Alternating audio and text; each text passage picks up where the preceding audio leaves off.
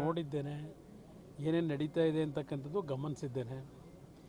ಈ ರಾಜ್ಯದಲ್ಲಿ ಈ ಸರ್ಕಾರ ಬಂದ ನಂತರ ಕರ್ನಾಟಕದಲ್ಲಿ ಒಂದು ರೀತಿಯ ಮುಂದಿನ ದಿನಗಳು ಯಾವ ರೀತಿಯಲ್ಲಿ ರಾಜಕಾರಣ ಹೋಗ್ಬೋದು ಅಂತಕ್ಕಂಥದ್ದಕ್ಕೆ ವೇದಿಕೆಯನ್ನು ಸಿದ್ಧ ಮಾಡ್ತಾ ಇದ್ದಾರೆ ಕಾಂಗ್ರೆಸ್ ಸರ್ಕಾರದಲ್ಲಿ. ಒಂದು ದುರಾದೃಷ್ಟ ಅಂದರೆ ಕರ್ನಾಟಕದ ಪೊಲೀಸ್ ಇಲಾಖೆಗೆ ದೇಶದಲ್ಲಿ ಒಂದು ವಿಶೇಷವಾದಂಥ ಗೌರವಯುತವಾದಂಥ ಸ್ಥಾನ ಇತ್ತು. ಪೊಲೀಸ್ ಇಲಾಖೆಗೆ ಕರ್ನಾಟಕದ ಪೊಲೀಸು ದೇಶದಲ್ಲೇ ಅತ್ಯಂತ ಉತ್ತಮವಾದಂಥ ಕೆಲಸವನ್ನು ಮಾಡ್ತಕ್ಕಂಥ ಇಲಾಖೆ ಅಂತಕ್ಕಂಥ ಒಂದು ಗೌರವ ಏನಿತ್ತು, ಆ ಗೌರವವನ್ನು ಮಂಡಪ ಮಾಡ್ತಕ್ಕಂಥ ನಿಟ್ಟಿನಲ್ಲಿ ನಾನು ಸಂಪೂರ್ಣವಾಗಿ ಪೊಲೀಸ್ ಇಲಾಖೆಗೆ ದೋಷ ಕೊಡಲ್ಲ.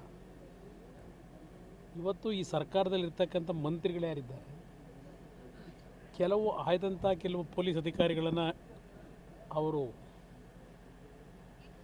ಡೈರೆಕ್ಷನ್ಗಳನ್ನು ಕೊಡೋದ್ರ ಮುಖಾಂತರ ಅವರಿಗೆ ಇವತ್ತು ಕಾನೂನು ಬಾಹಿರವಾದಂಥ ರೀತಿಯ ತೀರ್ಮಾನಗಳು ಆಗ್ತಾಯಿದ್ದಾವೆ. ಬೇಕಾದಂಥ ರೀತಿಯ ಕೇಸ್ಗಳನ್ನು ಬುಕ್ ಮಾಡೋದು,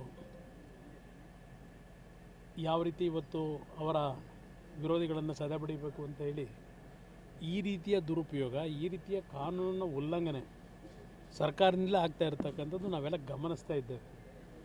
ಆದರೆ ಇವತ್ತು ದೇವಸ್ಥಾನದಲ್ಲಿ ಪೂಜೆ ಮಾಡಿ ಏನು ಬಂದು ನಿಂತಿದ್ದೇನೆ, ಕಾಲವೇ ಇದೆಲ್ಲದಕ್ಕೂ ಉತ್ತರ ಕೊಡುತ್ತೆ ಅನ್ನೋದು ನನ್ನ ಅಭಿಪ್ರಾಯ.